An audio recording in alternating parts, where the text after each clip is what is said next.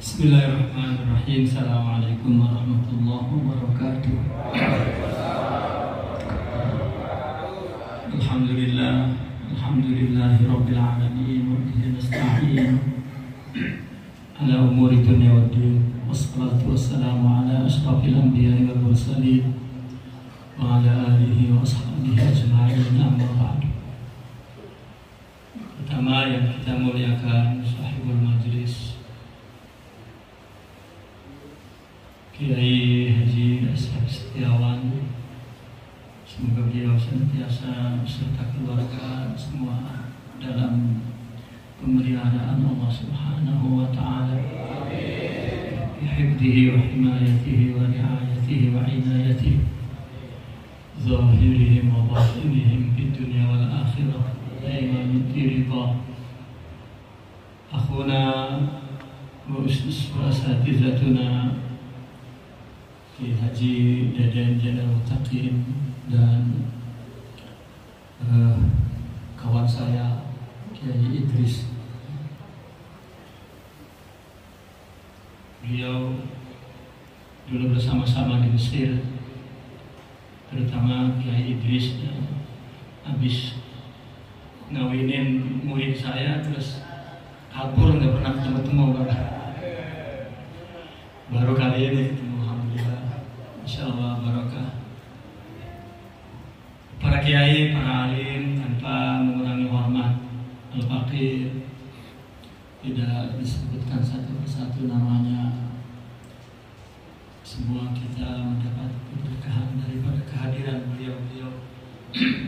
Para jamaah muslimin muslimat yang dimuliakan Allah Subhanahu wa Ta'ala.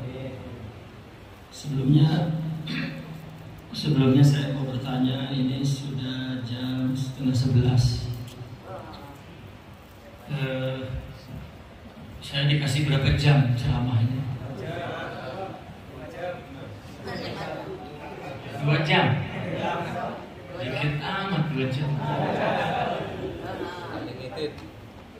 Sepengen berhentinya aja ya.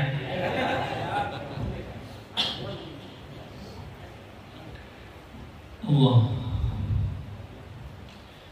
Saya pun sampai duduk di sini belum tahu apa yang ingin saya sampaikan. Ya. Bismillahirrahmanirrahim. Qala Rasulullah sallallahu alaihi wasallam, "Inna ad-dina yusrun wa lan yusada ad-dinu ahadun walam yusada ad-dina ahadun illa ghalabah. Faqaribu wa fasaddidu wa qaribu wa abshiru." Atau kama qala Rasulullah sallallahu alaihi wasallam.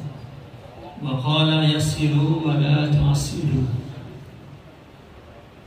Ya Allah ngasih ilhamnya hadis ini ya. Jadi semoga kita bersama-sama dapat mendapatkan nafahat ruhiyah dan asrar ilahiyah dan mafahim sahihah terhadap hadis ini seperti yang dipahami oleh mereka para aulia Allah. Pernah seorang kutub bertanya hadis ini kepada gurunya, yaitu Al-Imam Sayyiduna Abul Hasan Syazili. Beliau bertanya kepada gurunya, yaitu Syekh Al-Imam Abdus Salam Ibn Masis, "Ya Syekhi, ma ma'na yassiru wa la tu'assiru? Inna ad-dina yusrun." Apa yang dimaksud hadis Nabi yassiru? Yang Nabi merintahkan permudahlah, wala tu'assiru, dan jangan persusah, perberat. Li'anna ad-dina yusrun, karena agama itu mudah. Lalu Al-Imam Sayyidina Abdus Salam menjawab, man dallaka 'ala dunya faqad ghashyak wa man dallaka 'ala al-a'mal faqad at'abak wa man dallaka 'ala Allah faqad arahak ay yassarak.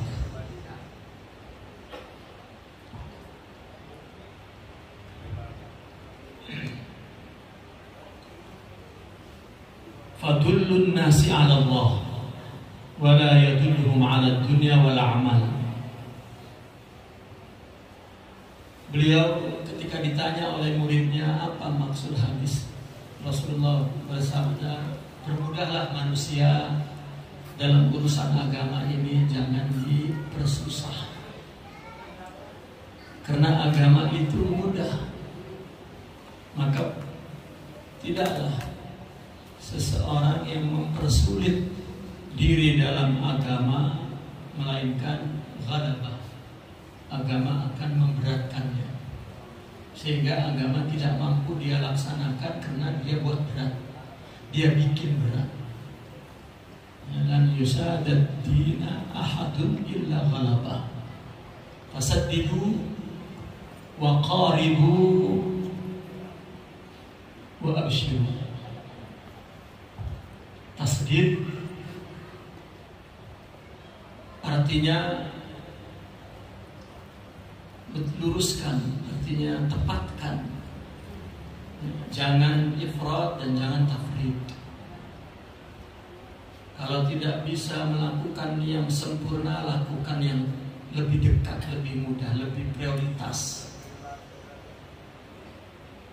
Kemudian qaribu.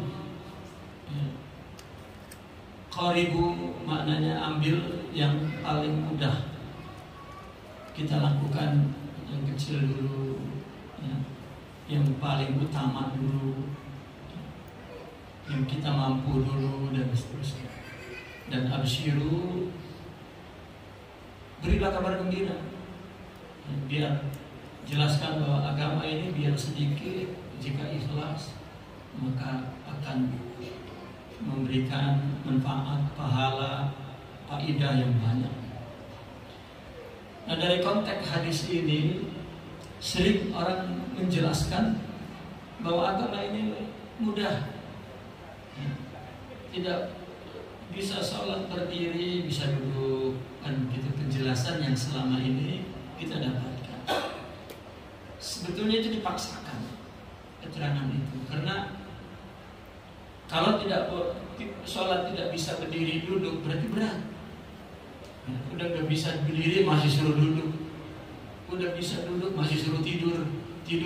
Jadi tidak memberikan penjelasan hadis ini bahwa Nabi menyuruh yassiru wala tu'assiru. Puasa kalau jebol bisa diqadha, jadi berarti berat. Ya. Dan mereka menjelaskan sampai kepada watak agama yang tidak berat tetapi mudah. Maka itu dipertanyakan oleh Al-Imam Abul Hasan Syadzili ketika dia masih menjadi salikin kepada gurunya Sidi Abdus Salam Ibn Masis. Saya ingin cerita sedikit karena kebetulan ingat. Ketika ibu dari Al-Imam Abdus Salam Ibn Masis mengandung Sultanul Awliya Sidi Abdul Qadir Al-Jilani di Baghdad, sedangkan rumah orang tua Sidi Abdus Salam di Tonjah. Tonjah itu di Maghrib, di ujung kota Maghrib. Kalau nyebrang itu ke Spania, dan makamnya pun di sana.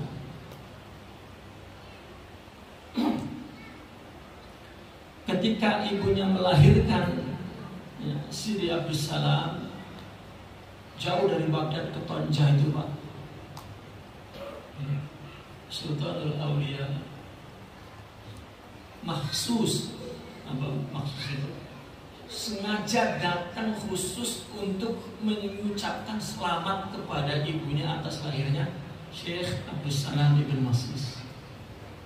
Kemudian beliau berkata kepada orang tuanya, ya tanibi, ini pelihara ini bocah. Ya. Lianna min hijrihi yakhruju salasul aqtar. Karena nanti dari dia ini akan lahir 3 kutub, yaitu Imam Abul Hasan Syazili, Ahmad al-Badawi di Mesir di Tatar, dan Al-Imam Ibrahim Ad-Dasuki. Itu lahir dari tarbiyah Sidi Abdus Salam Ibn Mas'is. Sidi Abdus Salam Ibn Mas'is gurunya adalah Syekh Abu Madian al-Ghaus, dan Sidi Abu Madian berguru kepada Sultan al-Awliya Syekh Abdul Qadir al-Jilani radhiyallahu anhu wa ardhah. Beliau punya murid sejak 5 tahun bernama Abul Hasan Syazili. Beliau masuk tarekat Pak umur 5 tahun. Ya. Ini udah 60 baru masuk tarekat. Nah, udah gitu zikirnya malas lagi. Allah. Al-Imam Abul Hasan masuk ke dalam tarekat umur 5 tahun. Sidi Abdus Salam melihat anak umur 5 tahun langsung memanggilnya dan mengatakan, dia ditanya, berapa umur kamu? 5 tahun. Kamu baca zikir 5 kali ya. Apa zikirnya? Allahu naziri, Allahu syahidi, Allahu muttali'un alayya. Allahu syahidi, Allahu naziri, Allahu muttali'un alayya. Allah menyaksikanku, Allah memandangiku, dan Allah senantiasa mentelaah aku, mengetahui aku. Jadi zikirnya itu sudah kecil. Walhasil pertanyaan beliau dijawab ya, oleh Sidi Abdus Salam. Beliau mengatakan, tunjukkanlah manusia kepada Allah, jangan tunjukkan kepada dunia, jangan tunjukkan kepada amal. Dan beliau mengatakan, mandallaka ala dunya faqad khassak, faqad khasyak. Barang siapa yang menunjukkan, mengajarkan, mengarahkan kepada dunia, dia menipumu. Bagaimana orang menunjukkan kepada dunia? Orang mengaji di seluruh dunia. Kita sejak kecil anak kita sekolah tahun, nanti udah gede lu jadi orang kaya. Sekolah tahun mau dia lihat sekolah rumahnya gedung. Ini namanya beramal, mulai dari menuntut ilmu, beramal, bekerja untuk dunia, arahannya dunia. Ini menipu. Ini panjang kalau cerita, kita ujungnya saja kita ini jelaskan. Mandalaka 'alal a'mal faqad at'abak. Dan jika orang mengajarkan agama ini lebih hanya fokus kepada amal zahir perbuatan, itu meletihkan. Karena agama ini bagi tubuh disebut taklif, beban. Tapi kalau rohaninya sudah sempurna, sukutut taklif, bebannya sudah hilang. Ya, bebannya sudah hilang, bukan sukutut taklif berhenti sholatnya. Wah, ini mewali udah sukutut taklif berhenti sholatnya, berbalik kafir. La tuqbal taubatu, hada zindiq. Ya, jadi sukutut taklif udah gak capek lagi. Makanya mereka para aulia mengaku, nahnu qaumun ya'budun Allah bila kasalin wala malalin wala fatrin. kami adalah golongan orang-orang yang melakukan ibadah nggak males, nggak capek, nggak lelah. Jadi katanya baru berapa jam baru capek bang, karena dipikulnya oleh badan,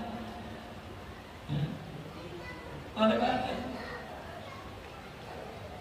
Dan apa yang dilakukan kita ini nafsu nggak dapat. Coba kalau dapat tegar.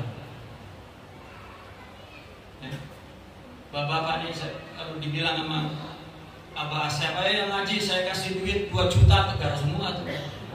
Karena nafsu dapat. Ya.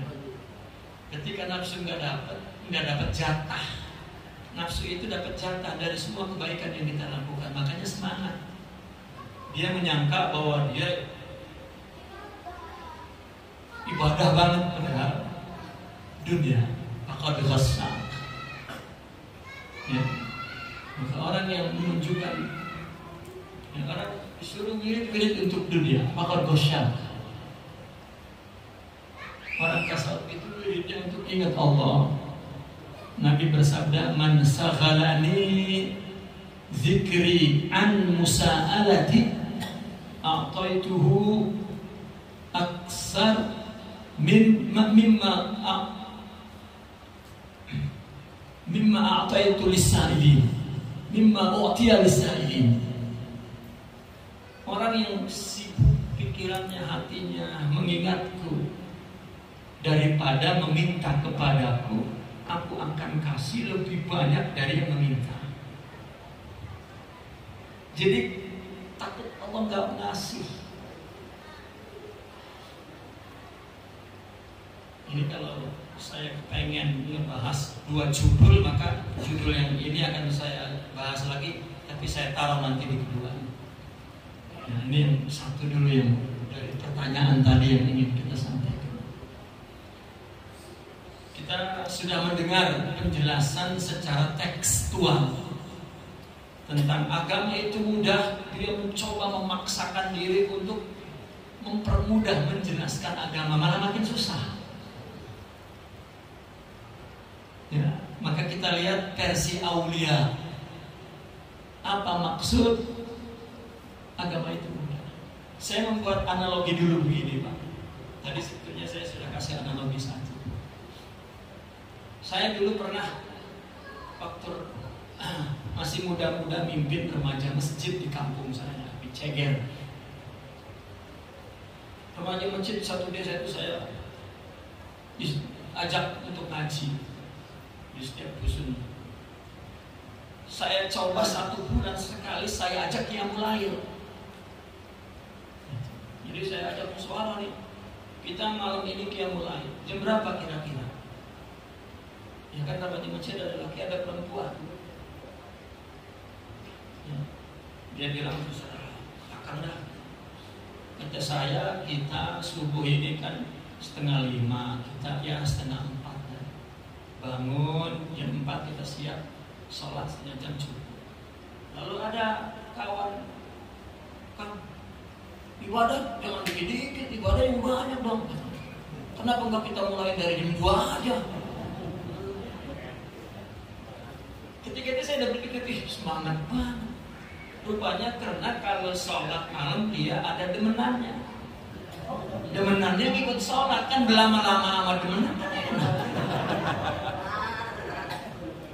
Nah, ibadah tapi nafsu dapat, itu yang bikin kuat. Jadi kita tuh mesti punya zauk rasa sebagai termometer tuh, yang memberikan ukuran bahwa kita bersama Allah atau tidak. Kalau zauknya gelap, ya, rasanya diterima padahal ditolak oleh Allah. Rasanya dekat padahal jauh, karena tidak ada zauk itu. Ini kita bahas zauk 1 judul lagi nih Pak. Ya, kita tunda lagi bulan depan. Ya. Kalau mau perlenten ya pelan-pelan dan kudu panjang ngajinya. Ini mau cepat aja ngaji.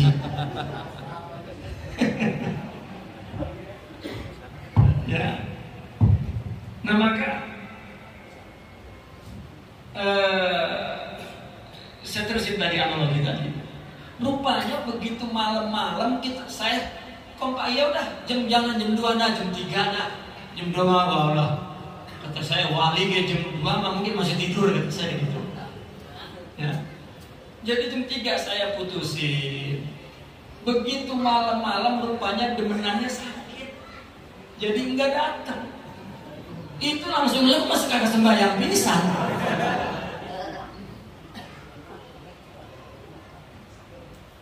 Allah. Karena ibadah itu susah. Bangun malam itu berat. Badan bisa, pikiran bisa, kita bangun nafsu kagak mau. Nafsunya tidur aja. Badan udah kita paksa juga kagak jatuh lagi kena nafsu. Nanti coba ada bertuan bangun. Kenapa? Nafsu laha khaf, dapat jatahnya. Nah, tasawuf ini merebut seluruh kebaikan dari jatah nafsu, semua lillah. Nah, maka itu sebabnya saya pernah mendapat pertanyaan begini. Orang sebelum masuk tarekat, dulu ngajinya rajin, baca doanya rajin, baca Quran yang rajin, qiyamul lailnya rajin, salat jamaahnya rajin. Begitu masuk tarekat, malas. Jadi dia bertanya kepada saya, Kiai, ini tasawuf ada jinnya kali ya? Kenapa? Saya dulu nikmat kalau baca Quran, kalau malam qiyamul lail enak. Kenapa pas sudah masuk tarekat jadi berat? Dari berat sampai berhenti saya qiyamul lail udah.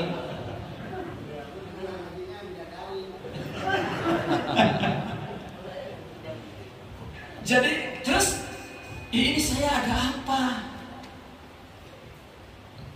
Maka saya jawab, berarti usaha kamu dalam melawan nafsu udah berat, udah mulai berat. Kan kita ini salib berjalan, berarti udah mulai jalan. Buktinya nafsu ditinggal, nafsu udah pundung tuh. Iya. Kemarin gua dapet, sekarang gak dapet. Oh gak dah. Sementara ruhani kita belum sempurna, belum merasakan kelezatan ibadah.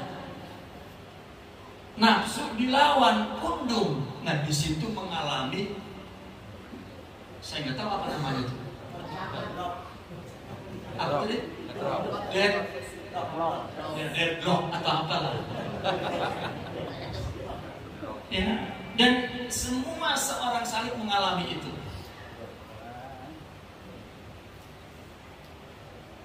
Kalau saya boleh membagi pengalaman, dulu saya mengalami perasaan begitu masuk tarekat seperti orang yang dibuang di tengah padang pasir, jauh ke sono kemari kagak tahu ngulon ngalor ngidul, nggak tahu gue mau kemana ya, kehilangan arah.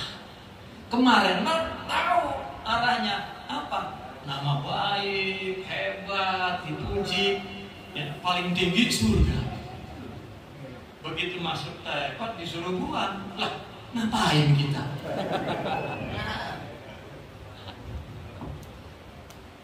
Nah ini kaitannya dengan pertanyaan Sidi Abdul Hasan Syazili.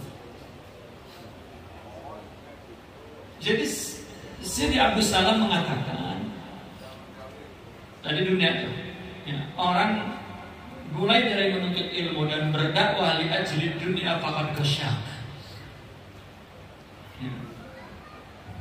Rasanya dia pisan padahal kagak banget gitu. Yang kedua, barang siapa yang menunjukkanmu kepada amal, ibadah itu amal, fisik tidak diperbaiki, jiwanya itu meletihkan. Ya. Maka barang siapa yang menunjukkan kepada Allah, faqad arahak. Wa fi riwayah faqad nasahak, ay arahak. Faqad nasahak berarti telah memilihkanmu jalan yang terpaling bening, mudah. Faqad arahak maknanya. Jadi apa maksud menunjukkan kepada Allah?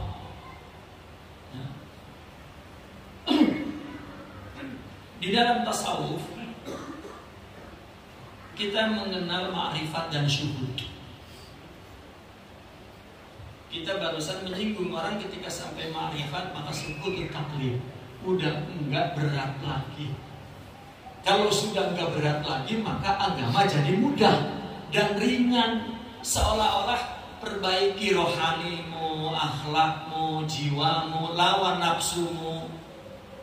Gitu. Mula-mulanya lawan nafsumu, perbaiki akhlakmu, nanti dapat ya, nur, maqam di sisi Allah, kemudian ma'rifat dan syuhud, maka jadi mudah. Karena yang memikul beban ibadah adalah ruh yang dipenuhi sifat-sifat mulia, dan sifat itu sifat Allah.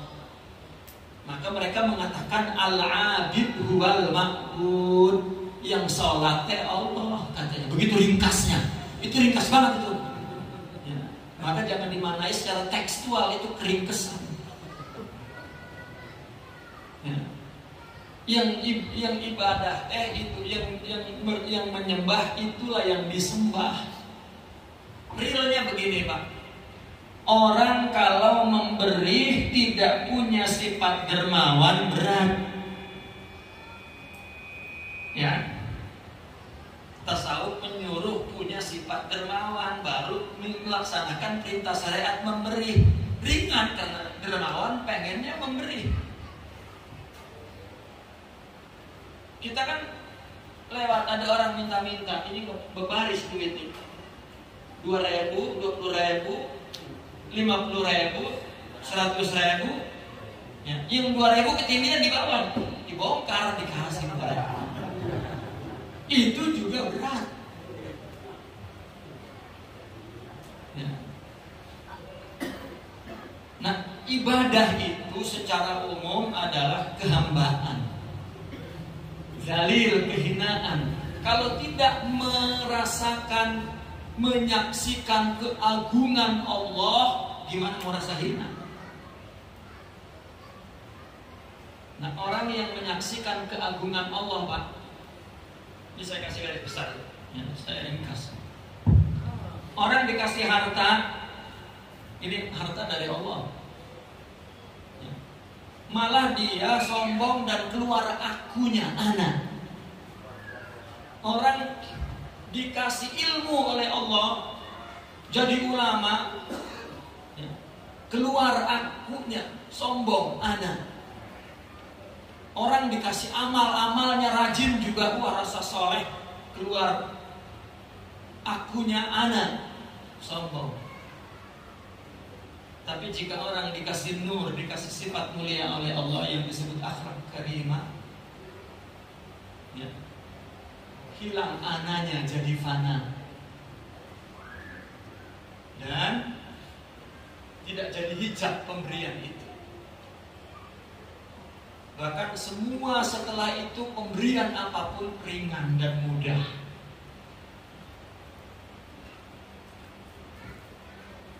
Dan tasawuf mengajarkan agar kita memiliki nur itu, akhlak al-karimah itu, sifat mulia itu yang membuat seluruh ya,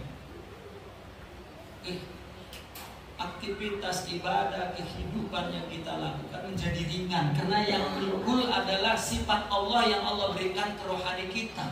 Dengan bahasa ringkasnya, yang memikul Allah, bukan kita. Ini redaksi, kita ini jangan takut yang mikul Allah. Ya itu redaksinya begitu, tapi realisasinya seperti apa? Dan itu memang slogan dalam tasawuf. Tiap hari kita ngomong begitu tuh. Tapi bagaimana realisasi? Pak, seorang setelah menjadi arif, mereka mengatakan araftu rabbi bi rabbi. Gening saya tahu Allah teh karena Gusti Allah.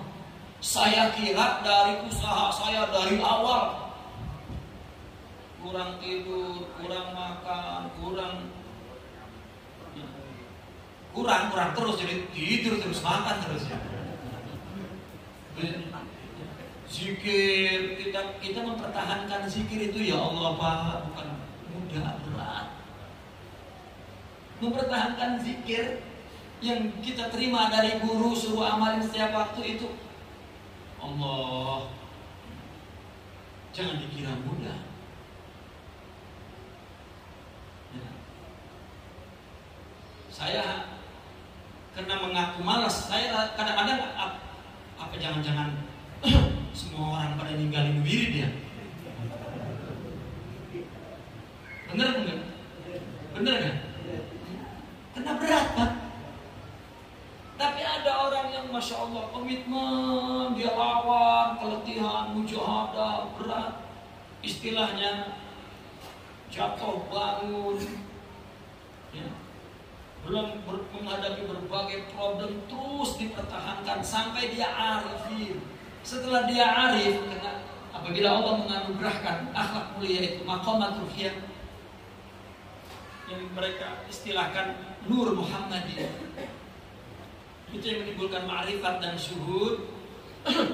Dia menyaksikan bahwa semua Allah, dia mengira semua Allah pada saat itu. Bahkan dia menyaksikan sejak mula-mula masuk tarekat juga taufik Allah, hidayah Allah. Saya sampai tidak meninggalkan wirid itu juga penjagaan Allah, bukan kehebatan kita. Setelah ma'rifat tuh, dia hilang anaknya yang ada fana. Nah setelah begitu ringan, itulah yang dimaksud duluhum ala Allah, ajak orang ke Allah, jangan ke dunia dan ke amal. Ini jangan diartikan bahwa berarti tidak nyuruh beramal, bukan. Ya, itu sudah selesai dalam agama, memang tidak berubah hukum gitu. Tetapi ketika kita ibadah, kan coba konsepnya tarbiyah, orang zikir itu hati bukan mulut. Kalau mulut itu bagian dari tubuh, akan masuk ke dalam kategori amal zahir, seperti ruku, sujud, yang gerak semua tubuh ini mendapat pahala. Ya, kita jangan merasa zikir meskipun mulut zikir sampai 2 juta juga, ya, sambil ngantuk lagi zikir. Sampai dibikin oleh ulama kita zikir, ayo rasain supaya ada rasa di dalam tubuh ini, mengalir apalah, ya. Itu masih tekad. Kalau masih perasaannya di seputar emosional, itu cuma rayuan maut untuk kita agar mau zikir. Ya, sampai ilmu jangan dibawa ke sana terus. Ya, itu bonbon untuk belum zikir. Zikir itu tatmainnul qulub. Zikir teh ingat itu di hati, masa di mulut.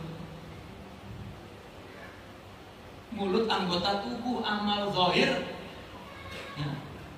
Seperti kita membaca Al-Quran, 1 huruf 10 kebaikan, gitu. 1 kebaikan.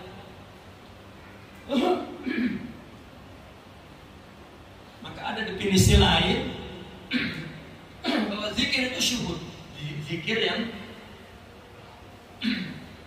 yang dari hati, dari jiwa, dari rohani, itu syuhud sebetulnya. Maka syuhud itu kan ada 2. Asyuhudul qalbi, itu zikir hati. Yang kedua asyuhudul ayyani, itu zikir itu ingat mata, ya, menyaksikan mata. Matanya melihat orang, tapi batinnya melihat Allah. Itu namanya syuhud ayan. Apa yang dilihat oleh mata, dia melihat sifat dan asma Allah, kudrah dan iradah Allah, dan dia tidak prediksi orang itu. Sejahat apapun orang itu, ya, dia beri maaf dengan mudah. Bahkan bagi dia jahat, itu yang membuat dia sakit dan kemudian sabar, dan sabar pahalanya bighairi hisab, berarti dia telah mengantar saya kepada pahala yang besar. Orang yang jahat kepadanya didoakan masuk surga dan diberikan hadiah. Ini udah syuhudul ayani. Nah, syuhudul qalbi adalah hati ingat. hati tidak akan ingat kalau ya di dalam hati, di dalam rohani ini tidak mempunyai sifat-sifat ruhiyah. Seperti yang disebut dalam tasawuf ini dalam tarekat maqamat ruhiyah, maqam. Mulai dari tobat, zuhud, sidik, sabar, ikhlas, sabar, ridha. Sifat-sifat itu kita miliki. Ringan. Ya gimana gak ringan? Memberi dia ikhlas dan punya sifat dermawan. Ya. Kemudian ibadah dia khusyuk tunduk. Ya. Dikasih musibah dia sabar dan semuanya dia menyaksikan Allah sahaja. Jadi orang yang membawa kita untuk membangun rohani, ya, memiliki sifat-sifat rohani dan kemudian timbul ma'rifat, ini yang membuat hidup dia jadi mudah. Jadi Nabi menyuruh yassiru wa la yu'assiru. Yassiru wa la tu'assiru, ad-dinu yusrun. Jadi agama ini mesti dilakukan oleh rohani, bukan dengan amal. Dibebankan ke fisik, at'abak, jadi berat. Bahkan saking beratnya nanti kalau dia mampu ibadah, sombong. Wah, gua kalau sholat malam coba, orang-orang mah 2 rakaat, gua mah 200 rakaat. Ya, sekali-kalinya doang, sekarang itu 2 tahun gak sholat lagi, kapok. Itu yang dimaksud lain yusyada dina ahadun illa ghalabah. Kalau dia pikulkan di badan ini dan dia bikin susah, dia tumpuk, udah sekali doang. Makanya agama itu dimasukinya pelan-pelan, bukan amalnya pelan-pelan. Begini, bagaimana agar kita memiliki nur itu, maqam itu, sifat itu, cahaya rohani itu yang akan menimbulkan ma'rifat dan ya. Bapak-bapak dan ibu-ibu para salikin, ketahuilah, seluruh yang Allah berikan ada bagian kasab kita. Ilmu ada kasab, ya. Yang ngapalnya banyakan, yang ngajinya lamaan, ilmunya banyakan. Dagang usaha ada bagian kasab, padahal Allah beri. Ya. Semua ada bagian kasabnya, kecuali satu. Akhlak karimah ini, atau nur Muhammad ini, atau maqam ini, yang menimbulkan ma'rifat dan zuhur, sifat-sifat rohani ini, tidak ada jalan untuk kasab. Mereka para aulia menyebutnya itu wahbi, bukan kasbi.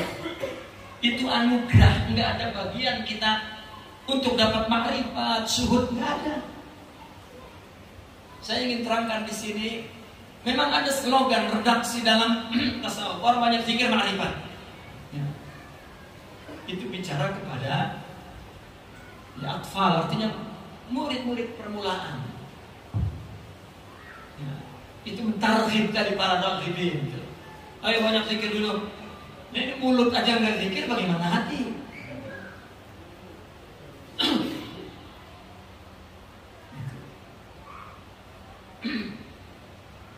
Kenapa? Nggak ada kasar, nggak ada misalnya kamu zikir 1 juta, berarti tingkat walinya tinggi. Wah, buat 2 juta aja, kan begitu? Tidak. Nggak ada.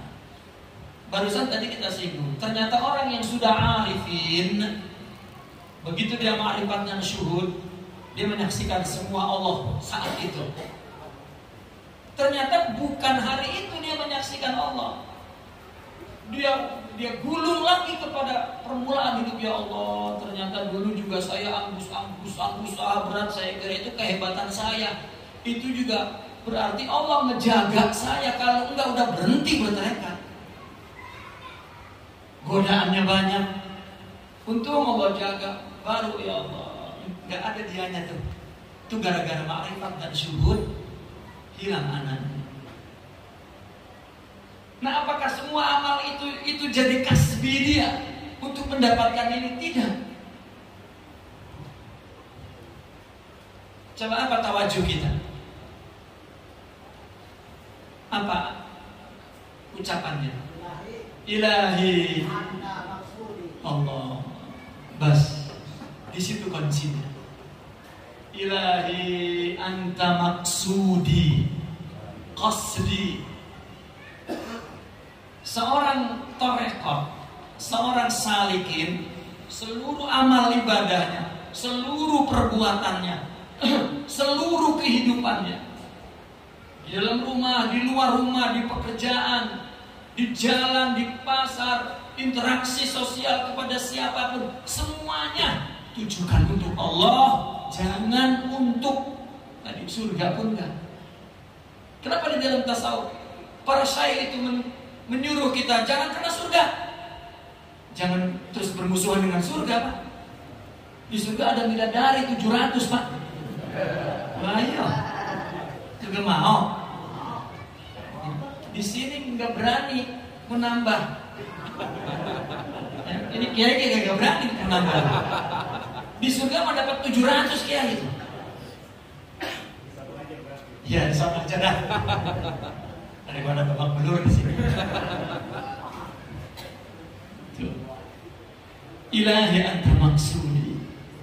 Apa maksudnya qasdi? Inna salati wa nusuki wa mahyaya wa mamati lillah. Ini cara untuk menjadikan agama mudah seperti perintah Nabi. Untuk menukar pemberian sifat mulia nur Muhammadi, akhlak yang nanti menimbulkan syuhud dan menjadi sukutut taklif, itu tukerannya hanya satu.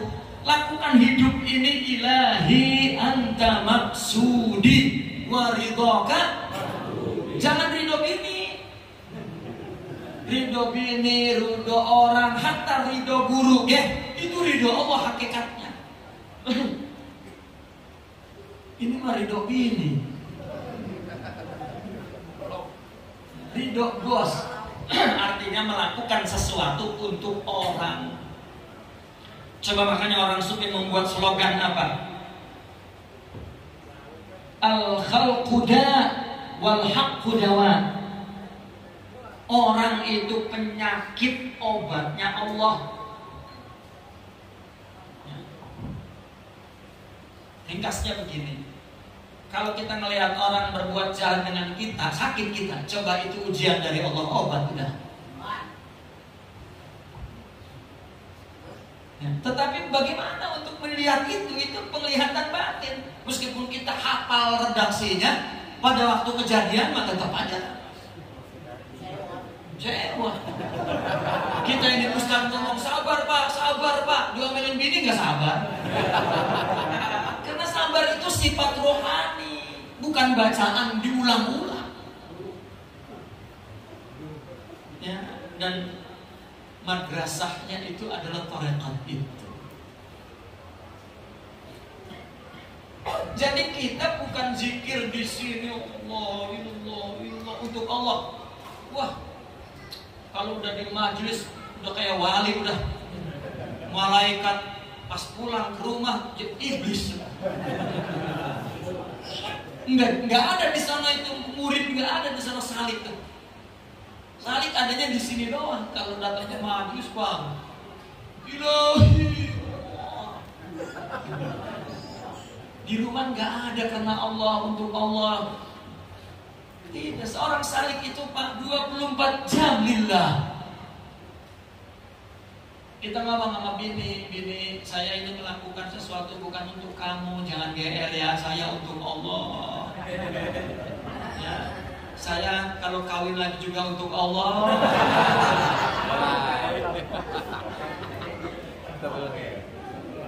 Lebih ngamuk gak apa-apa, itu Allah ngamuk. Terima ngamuk danain. Ya, yang penting jangan dilarang. Artinya di semua sektor kehidupan jika dia menjadi seorang salik, ilahi anta maksudi. Saya berbuat apa saja Allah saya mah. Kenapa diarahkannya begitu? Karena Allah akan tuker ya, dengan kuah ruhiyah. Ini bahasa modernnya begitu, saya nggak dapat di buku tasawuf kuah ruhiyah. Yang ada makrifat, syuhud. Kalau kita terjemahkan ke bahasa sekarang, kontemporer, kekuatan spiritual.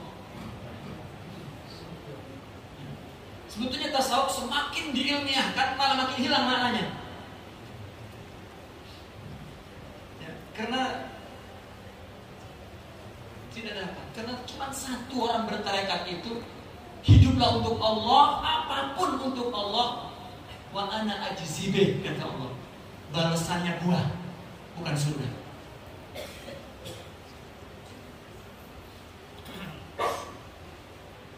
Itu sebab mereka mengatakan ana anta wa anta wa bas. Coba kita pahami semua perkataan mereka itu. Dan yang ada ulama sufi menjelaskan begini.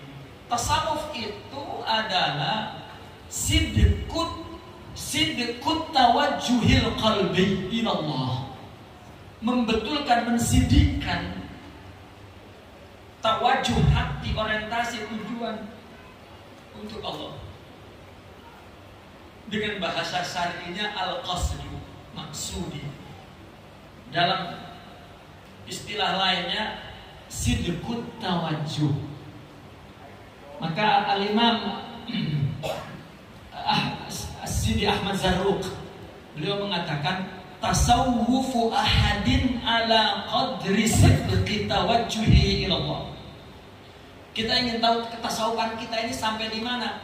Ukur sidik, ketepatan, orientasi, tujuan hidup kita ini untuk Allah itu seberapa? Kita betul-betul kita betulkan, kita arahkan hidup ini untuk Allah, apapun.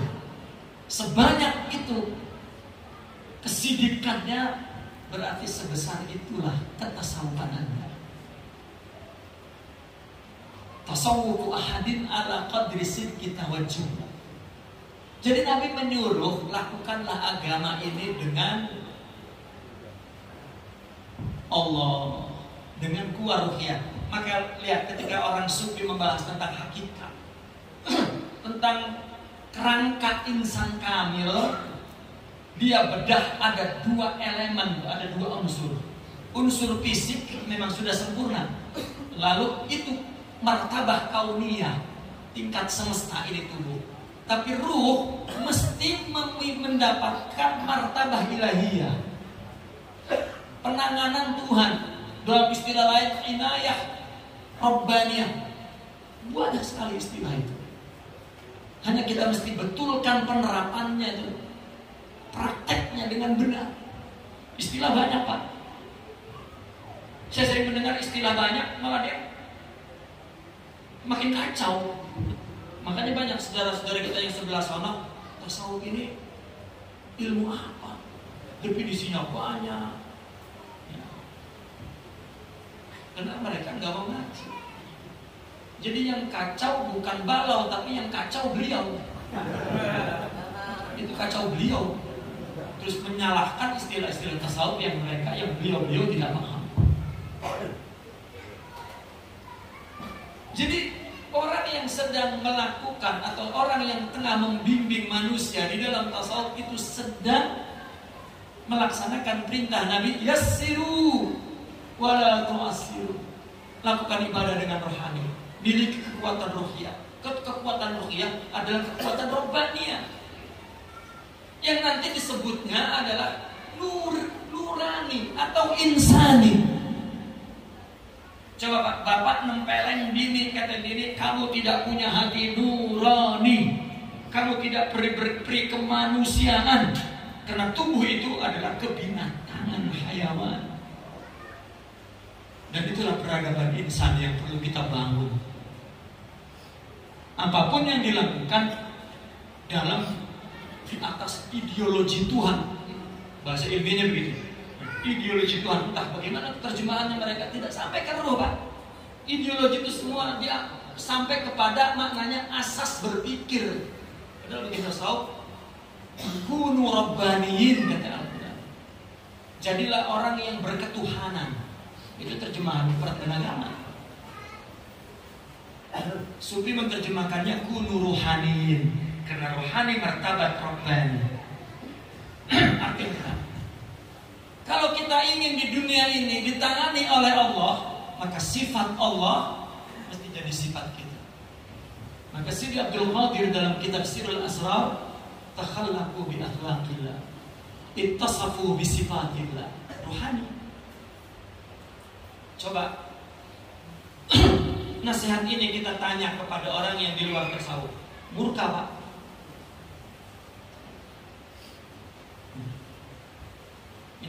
Ini satu pernyataan ini juga ini kalau mau diterangkan satu majelis lagi. Bagaimana bersifat dengan sifat Allah? Ya. Ini mengantuk aja ngaji baru sebentar.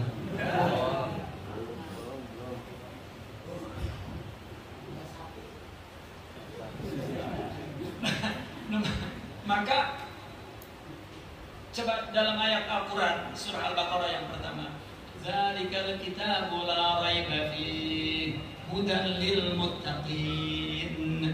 Isi kitab itu semuanya tidak diragukan, isinya tidak ada keraguan. Ya. Adanya keyakinan. Itu sebab menjadi hidayah. Kepada siapa? Lil muttaqin, at-taqwa hahuna. Jadi Quran itu hidayah ruhiyah. Ya, intinya itu. Dan itu tidak akan berubah dengan berubahnya zaman dan tempat. Hidayah ruhiyah. Jadi agama ini Pak kita lakukan dengan rohani, dengan jiwa, jangan dengan nafsu.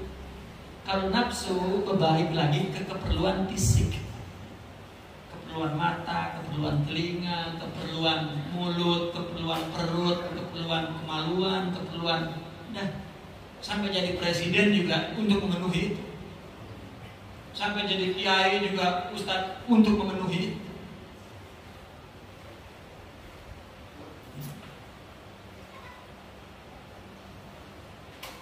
Makanya ulama-ulama dulu menyuruh belajar agama lillah. Kita jawab itu, ya lillah, tapi kan kita hidup perlu makan. Bagaimana cara menjelaskan ini? Ini judul yang kedua, ini tadi udah saya ringkas sampai di situ. Baru sampai situ, rasanya udah paham sudah. Amin ya Allah. Nah, kemudian kita bahas yang kedua. Saya ingin membuat satu pertanyaan. Pertanyaannya dalam bahasa Arab. Madza turidun? Saya berdiri, duduk saya. Suaranya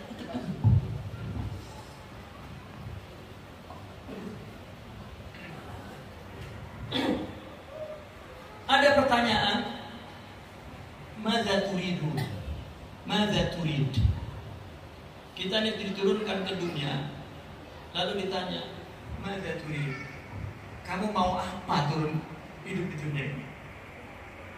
Nah sekarang kalau kita mau lihat orang mau apa, lihat orang kesibukannya di dunia ini itu menunjukkan bahwa dia sedang memenuhi apa yang dia ingini. Ya. Anak muda terus nyari bini, keinginan apa?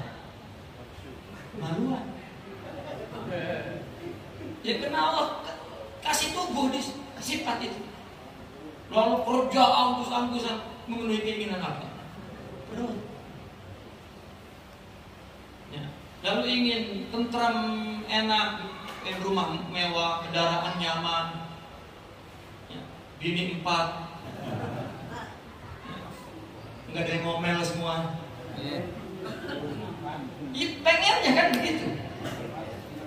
Mata ngelihat yang cakep-cakep, yang indah-indah, kuping ngedengernya yang lembut-lembut, merdu-merdu, kulit pengen yang halus-halus, nggak kasar. Dan semua manusia menghabiskan napasnya, hidupnya untuk memenuhi keinginan itu. Bahkan mereka ketakutan, takut gagal, takut kecewa, takut nggak berhasil, takut menderita, takut nggak dapat, takut nggak berjaya, takut bangkrut, takut untuk memenuhi kebutuhan ini, keinginan ini. Maka orang kecewa, merana, sengsara, duka, lara, apalagi itu. Padahal kita sering mendengar nasihat, terutama di tasawuf.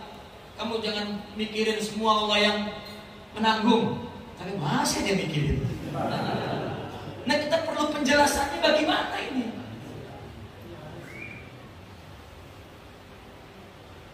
Kita berkali-kali mendapat penjelasan. Kata kiai ini, ente dulu di dalam perut siapa yang ngasih makan? Allah. Sekarang udah keluar, siapa yang ngasih rezeki? Allah. Sekarang udah hidup 50 tahun, udah 60 tahun. Kan udah lewat banyak itu.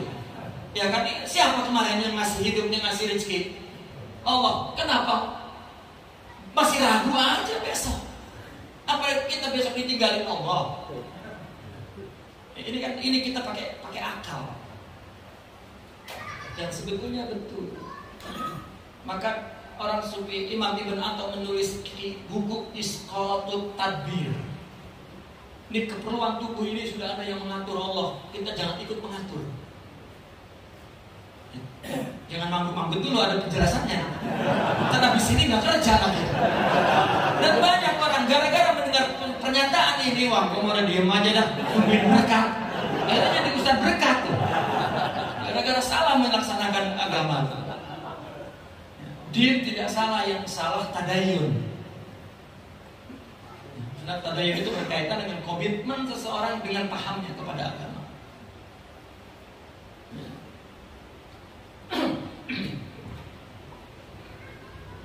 Nah, maka yang sebetulnya kita ingini bukan segala apa yang kita ingini untuk tubuh ini. Allah yang mengatur. Pertama kita jelaskan begini, Pak. Hidup ini nggak ada gagal, Pak. Nggak ada gagal, nggak ada bangkrut, nggak ada kecewa, nggak ada berjaya, nggak ada apa lagi.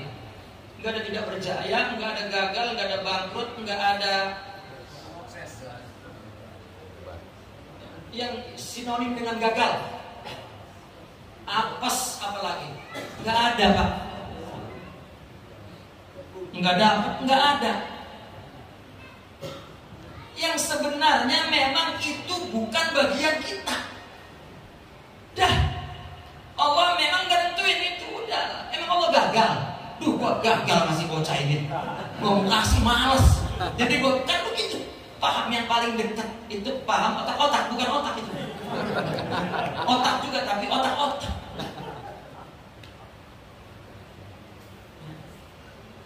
Nggak ada, Pak. Bapak pengen punya bini kan cakep kayak bintang film, kaya, anak atu-atunya, bapaknya udah umur 97 tahun, udah lumpuh, besok dia mati, warisannya ke saya semua. Kan begitu pengennya. Kenapa begitu punya anak itu bini nomor 17? Ya, saudaranya banyak, orang tuanya miskin, masih muda lagi. Jadi beban kita coba. Artinya apa yang kita ingini sebaliknya. Kita merasa bahwa itu nggak dapat, gagal. Bukan, Pak. Itu memang bukan tulisannya. Nah, siapa yang mengatakan gagal lalu dia kecewa, merana, putus asa? Nafsu. Kita tidak memprediksi bahwa dalam tubuh kita ada ruhani. Kembali tadi itu, kalau kita memiliki nur tadi, bukan hanya mudah untuk ibadah, juga mudah untuk hidup. Ketika kita memiliki nur, memiliki akhlak, memiliki sifat, memiliki hakikat Muhammadiyah, asrar ilahiyah, maqam rabbaniyah, apa banyak sekali istilahnya itu. Maka dalam bahasa hakikatnya Allah yang memikulnya melalui sifat-sifat yang Allah anugerahkan ke rohani kita. Itu namanya Allah yang menangani, karena itu inayah disebutnya. Maka apabila ruh ketika mendapatkan sifat-sifat itu fungsi rohani diciptakan untuk mendapatkan itu. Seperti mata diciptakan untuk melihat yang indah, Pak. Ya. Bapak kawin umur 20 tahun, cakep dipandang, begitu udah 80 tahun dipandang. Udah gak indah. Aki-aki itu melihat bininya 80 tahun udah dilihat, Pak. Kehilangan doang dicari, malu mana. Begitu ada web deh, kira kagak dilihat kan? Begitu ada gadis lewat, oh anak siapa ya? Kayak pura-pura tua gitu, gak ngeliat. Udah ada yang ngeliat, cakep banget tuh bocah. Tanya dah. Nah, kita kan makin tua makin begitu baik. Nah, dulu kita muda, nganggapnya tua lah. Kita tua. Itu bukan sesuatu yang salah, gak ada yang salah. Memang kudrat ciptaannya begitu. Telinga pengen ngedengar yang cakep-cakep, memang diciptakan untuk itu. Kalau dapat apa yang menjadi fungsi dia bahagia, Pak. Ruh Allah ciptakan untuk mendapatkan sifat-sifat rohani itu, sifat-sifat mulia itu, untuk menyaksikan Allah. Kalau dapat, bahagia. Maka kalau tasawuf mengatakan orang bertasawuf untuk apa? Untuk mendapatkan as-sa'adatul abadiyah, kebahagiaan abadi. Jika ruh terpenuhi keinginannya, kebahagiaannya abadi, karena yang didapatnya maha abadi. Kalau keinginan mata, telinga, mulut, perut, kemaluan, kulit, berdanya tanah dan akan rusak. Apa yang gak rusak Bapak punya? Apa yang gak rusak? Gigi aja yang tadinya udah mulai runtuh. Ya. Dulu gini waktu mula-mula mau wangi udah lama-lama bau. Apa yang gak rusak? Dunia itu. Tapi coba miliki rohani, menjadi kekal pandangan matanya karena ada cahaya batin, pendengaran telinganya karena ada cahaya batin, sentuhan semuanya. Maka lihat istri Allah, lihat suami Allah, lihat tetangga Allah, lihat anak Allah, lihat karena rohani, dan dia bahagia semua. Dicaci maki oleh orang itu ujian Allah, dan dia punya penanganan Allah. Gua maafin, karena dia sudah orang Allah. Orang sufi coba menyebutnya ahlillah, orang Allah. Kita mah orang perut.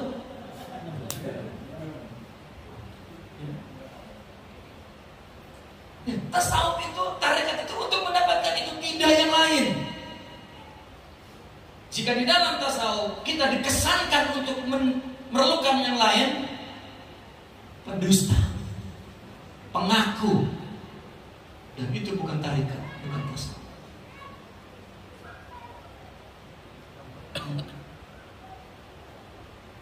Maka akhirnya orang salah memahami tasawuf itu dia jauh dari dunia.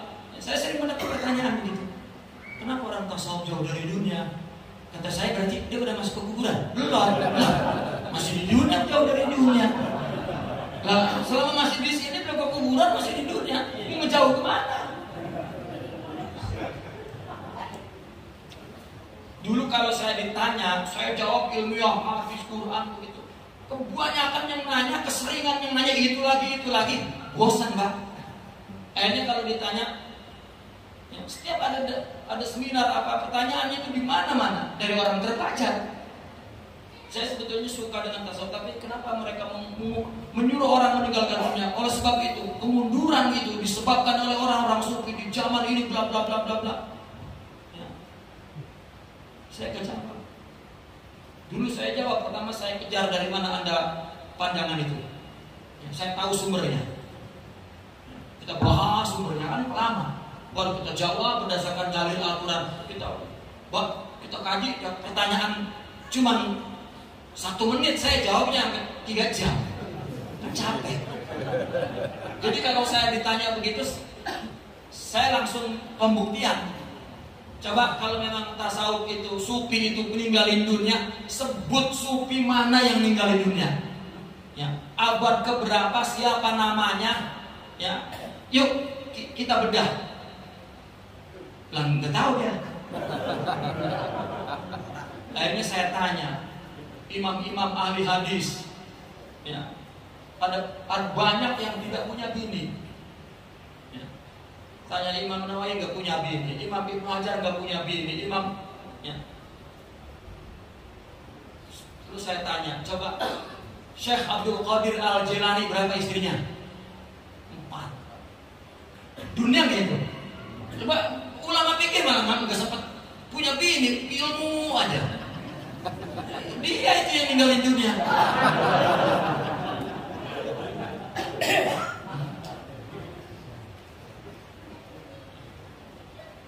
Saya belum supik udah buku 4 nih. Belum supik. Artinya itu salah pemahaman mereka. Kita mula-mula disuruh jauh dari dunia, jauh dari orang. Karena apa yang kita lakukan, jangankan dunia, ibadah aja kita masih untuk tubuh ini, untuk nafsu, maka disuruh mundur untuk menyiapkan istidad ruhiyah, kemampuan rohani baru. Makanya kita sering mendengar dalam tasawuf orang-orang yang sempurna lah, yang boleh tidur bersama, bareng, berjalan, hidup dengan manusia. Kenapa? Karena dia tidak akan tertipu oleh nafsu. Ya. Kenapa Rasulullah SAW para aulia dijahatin seperti apa? Ya, dimaafin. Karena dia punya sifat maaf Allah. Ya. Allah sabur, dia punya sabar. Allah radhi, dia punya ridho. Ya. Semua Allah anugerahkan. Kenapa? Karena dia sebelumnya melakukan sesuatu untuk Allah, maka Allah mengasihi. Contohnya begini, saya punya analogi. Saya dulu dengan guru saya khidmat dengan guru saya mungkin dari sendal sampai makan, sampai pakaian, mijit, nyupir, menerjemah, semua saya berkhidmat. Jadi saya merasa dekat. Asal ketemu orang baru, dia ngasih hadiah, ini hadiah asal Pak. Dalam hati saya, gue yang dekat kan pernah dikasih hadiah. Kan katanya hadiah kan lambang cinta. Gitu. Berarti sama saya nggak cinta dia. Lama-lama saya nggak bisa menahan cemburu, makin besar. Ya. Saya mengikuti guru saya kemana, ke negara mana-mana. Wah, hangat, masih hadiah hangat. Saya ambil itu. Rupanya guru saya merasa setiap lihat wajah saya itu cemburu kepada orang lain, cemburu.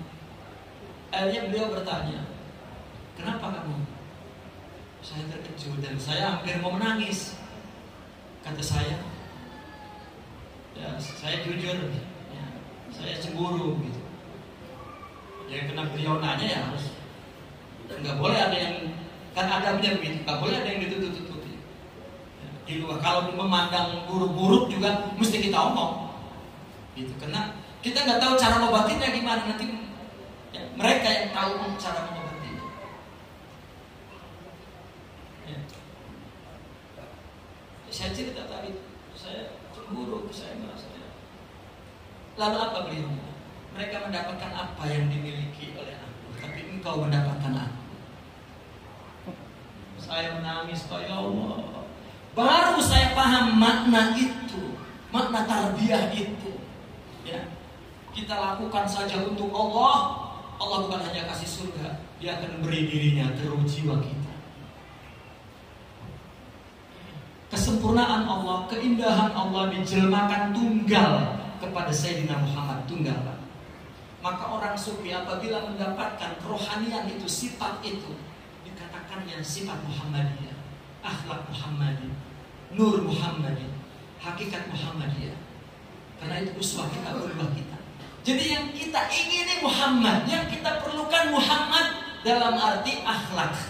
Karena Nabi innama bu'istu, aku dipilih, tubuhku, rohaniku, diberi wahyu dan diberi hadis. untuk mendistribusikan kerohanian sifat Allah itu. Itu sebab mereka mengatakan araftu rabbi bi rabbi, aku kenal Allah dengan Allah. Al-abid huwal ma'bud, yang menyembah itu yang disembah. Al-muhib huwal mahbub, yang dicintai, yang mencinta itu juga kekasihnya. Maknanya di situ. Jadi itu sebab pertama-tama lakukan untuk Allah. Kenapa ada fenomena dalam tarekat? Seorang murid itu disuruh khidmat kepada gurunya, ya, khidmat, jangan untuk guru, salah. Untuk membentuk jiwa kita. Tarbiyah itu membentuk diri sendiri. Si guru itu dulunya khodim, sekhodim-khodimnya bagi gurunya. Enggak mau dia dikhidmati, tapi dia ingin muridnya membentuk dirinya sendiri, takwin syakhsiyatuhu, ya, jiwanya agar memiliki sifat-sifat Muhammadiyah. Ya.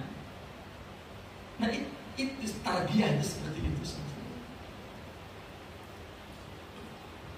Nah maka ini Pak saya ringkas, sebetulnya 3 judul tuh Pak, saya ringkas dulu. Ini luar biasa ini. 3 judul hanya berapa menit nih. Kalau cuma 1 judul juga saya nggak selesai.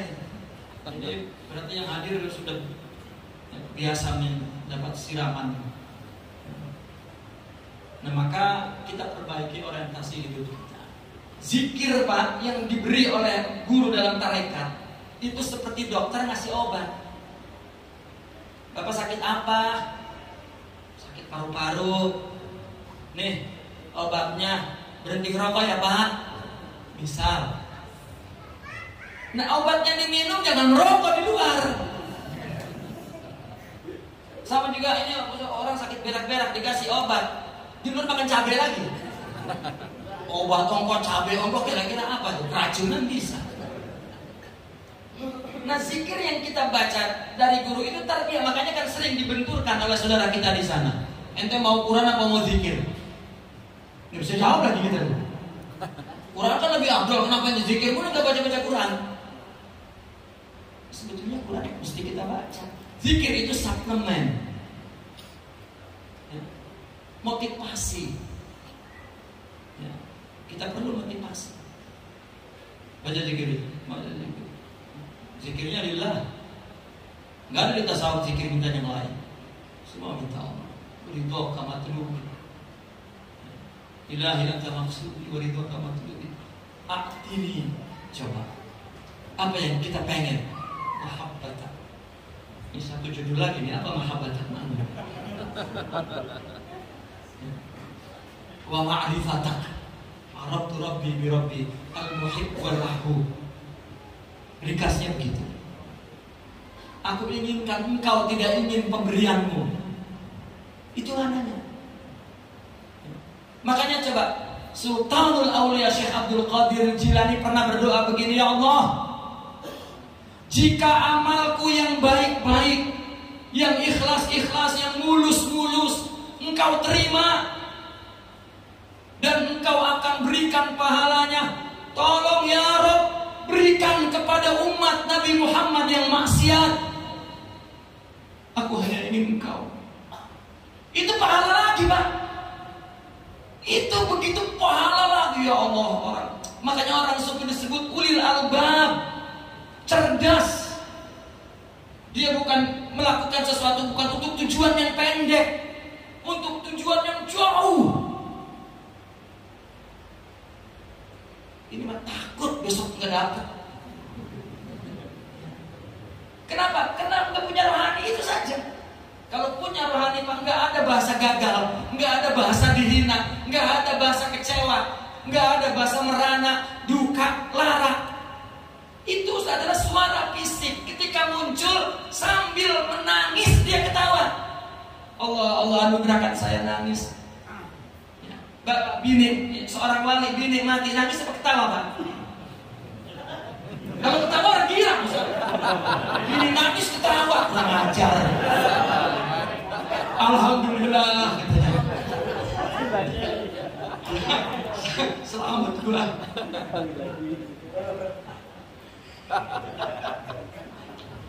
Aduh, tetap menangis. Ya. Karena itu anugerah. Coba Rasulullah SAW anaknya wafat, habis dari kubur pulang ke rumah, air matanya netes. Jadi sahabat ngeliatin, lalu katanya semua punya Allah, kudu ridho sama Allah, itu nangis. Ya. Karena sahabat itu generasi pertama kan, ya, semua sedang tasyrik, membuat syariat. Rasulullah sedang membuat hukum. Jadi sahabat nanya, apakah air mata ini ya Rasulullah? Ini adalah air mata kasih sayang, anak wafat tapi hatiku ridho. Gitu. Nabi ini Pak ditinggal kawin lagi, nangis Pak, biarin, jangan nangis apa? Sabar, nangis, tapi ridhoin tetap ya. Suruh nangis, jangan nangis. Lah nangis dilarang. Itu fitrah, udah. Nangis. Kalau orang punya rohani, sakit apapun, rohaninya, dominasi rohaninya lebih tinggi. Dia merasakan nangis itu, ya, anugerah dari Allah. Ya Allah, indahnya nangis. Innahu huwa adhaka wa abka. Allah yang buat nangis dan ketawa. Emang bisa bikin nangis? Allah yang bikin. Ya. Dan banyak manfaat nangis kalau dibahas tuh.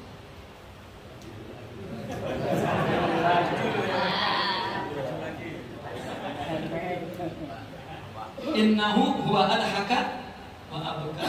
Ada seorang waliyah, seorang perempuan, ya, wali, berjalan dengan khadimat-khadimatnya. Tiba-tiba di padang pasir terkilir, ya, berdarah, kakinya seleok, ya, terkilir kakinya. Ya, dia menjerit, merah mukanya. Oh. Seketika berubah wajahnya menjadi bersinar-sinar, keluar cahaya kegembiraan, kenikmatan, dengan sambil menyaksikan darah dan sakit. Maka bertanya, ya Sayyidah, aku melihat engkau tadi meringis, merah, mengaduh karena melihat luka, ya. Tapi kemudian seketika kamu berubah menjadi gembira dan senyum tertawa. Aku ingat hadis Rasulullah, ya.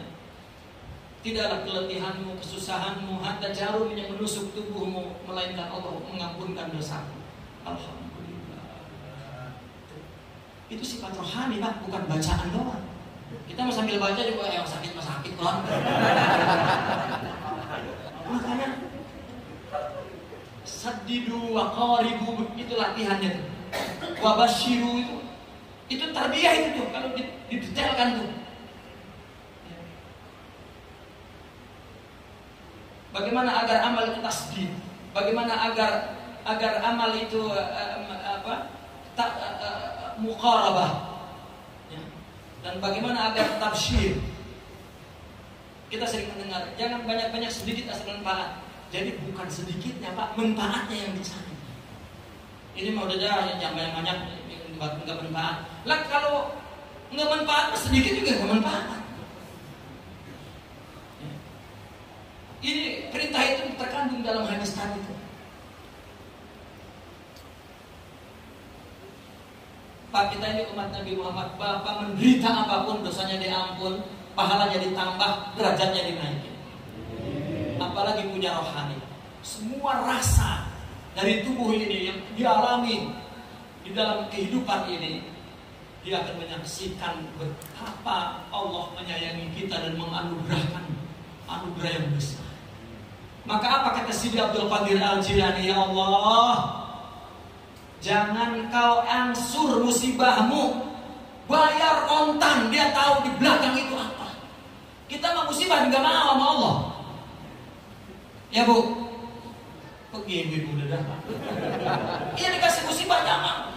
Yang ngasih Allah. Pak, kita ibadah, sholat, kita merasa kita mempersembahkan. Itu taufik dan hidayah Allah, bukan kita. Oke, itu kita. Sekarang Allah ngasih musibah. Bandingin kita sama Allah, mana agung? Kita ngasih ibadah, Allah ngasih musibah. Jangan kita bandingin ibadah dan musibahnya. Kita sama Allah, mana agung? Pemberian siapa yang agung? Kenapa ditolak musibah Allah?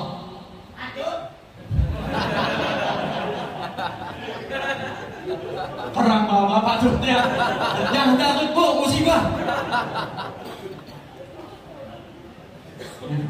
Ini jangan dipraktekin salah ya. Jadi untuk salikin, untuk melakukan lillah agar dapat Allah. Itu yang dimaksud dapat Allah itu. Dapat ruhnya, martabah ilahiyah.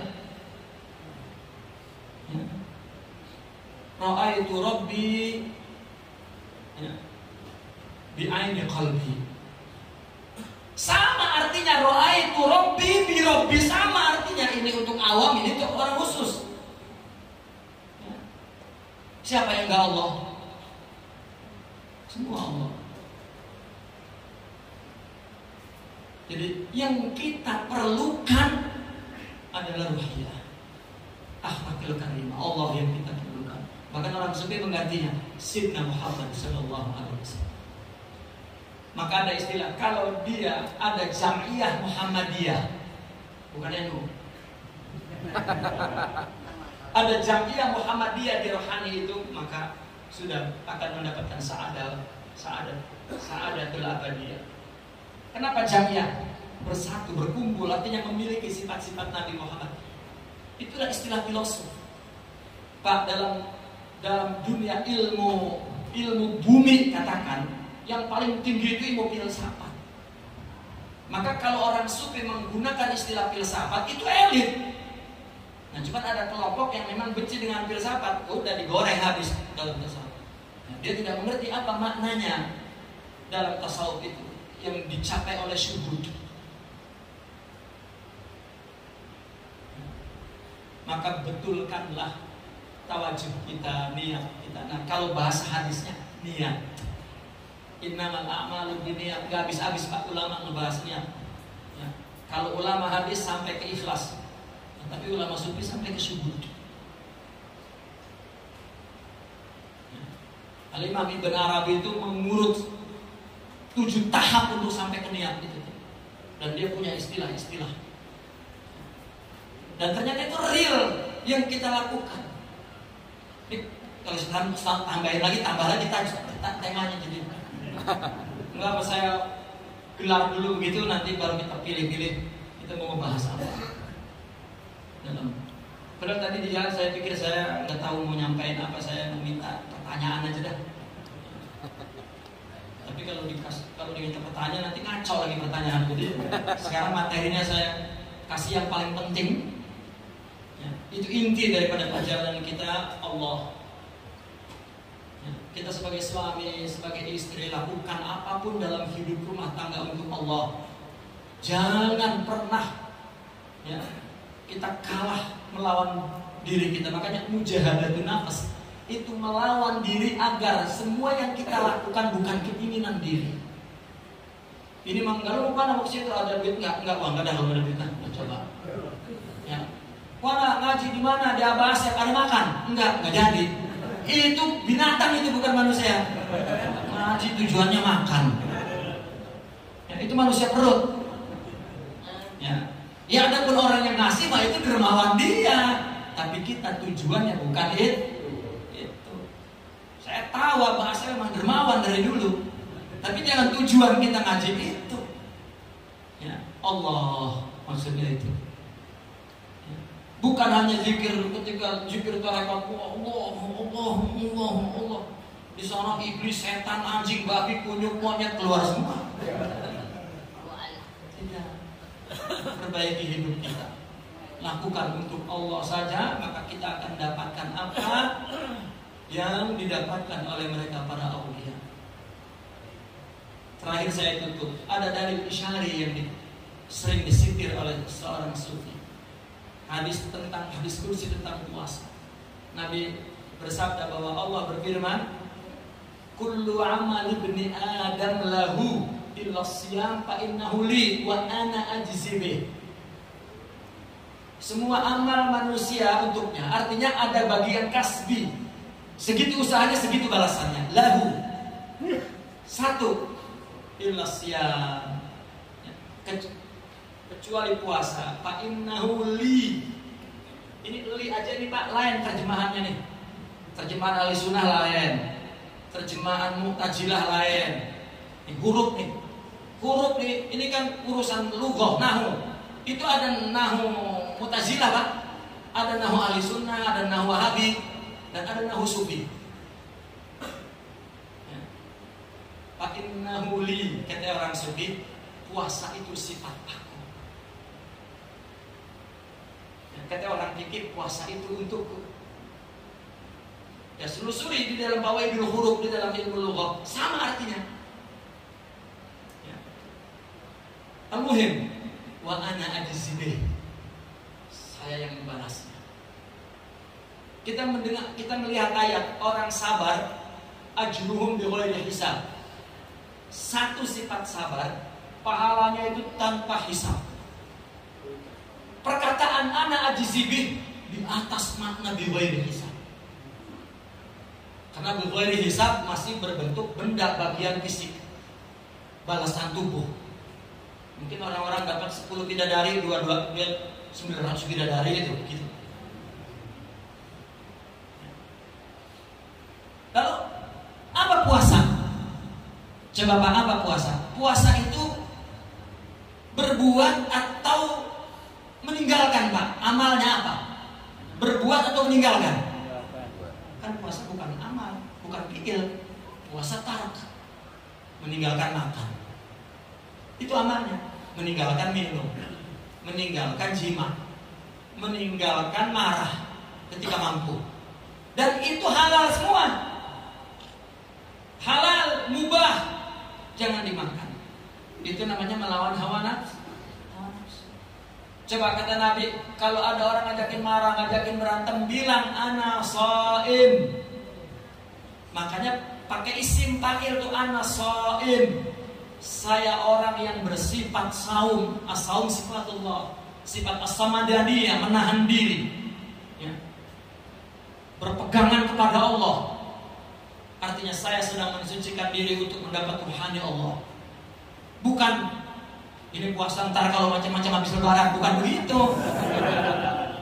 Untung puasa kalau nggak habis lah. Itu semua makna amal zahir itu. Ya. Coba apa Ramadan hadiahnya apa? Di 10 terakhir apa dapat apa? Lailatul khairum. Kalau berhasil melawan hawa nafsunya, dapat pahala 1000 bulan 83 tahun. Lalu ada seorang bertanya kepada Imam Junaidi, ya Imam, apakah engkau di Ramadan mendapat Lailatul Qadar? Apa kata beliau? Oh tidak, aku setiap hari mendapat Lailatul Qadar. Kenapa? Karena karena as-saum hayatus sufi kullu. Dia semua hidupnya dia tinggalkan untuk nafsu, untuk Allah saja. Maka orang jika melakukan untuk Allah, pahalanya gak dihitung. Nah maka tukeran untuk mendapat martabah ilahiyah, akhlak karimah, sifat ruhiyah, sifat ulia, asrar rabbani, apalah istilahnya, lakukan semua untuk Allah. Dan itulah bertasawuf, ya. Untuk mendapatkan kebahagiaan abadi. Jika tidak begitu, tasawuf itu bukan tasawuf, itu taksawuf. Tak sanggup. Itu tasawuf. Saya kalau bukan itu tasawuf, nggak berhenti saya. Dulu kita memahami tasawuf apa entah. Ya. Saya di Kera dulu ketika mulai masuk tasawuf malu Pak, karena sedikit mahasiswa yang aktif dalam mengikuti tarikat. Jadi saya malu. Begitu Allah kasih paham, itu rasanya saya pengen merekin semua baju saya tasawuf. Kalau perlu saya gantung tulisan tasawuf. Setelah paham kita, artinya Allah kasih paham, oh ya Allah, kita memerlukan tadi madza turidun. Itu madrasahnya di situ yang kita ingin Allah. Rupanya ya Allah. Udah Pak, nanti panjang lagi.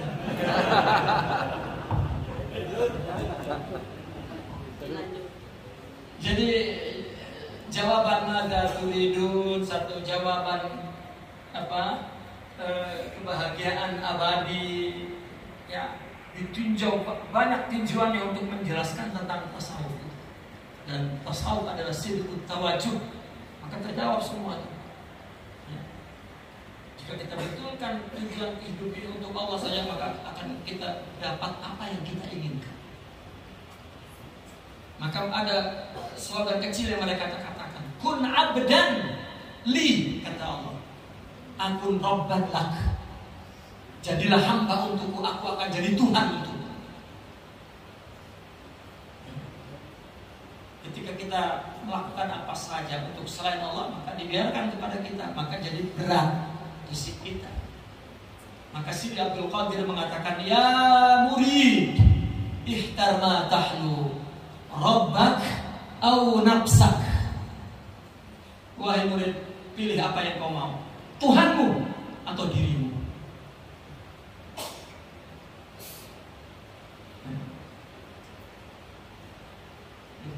Masih ada lagi, udahlah berhenti Pak. Panjang. Ya, mudah-mudahan apa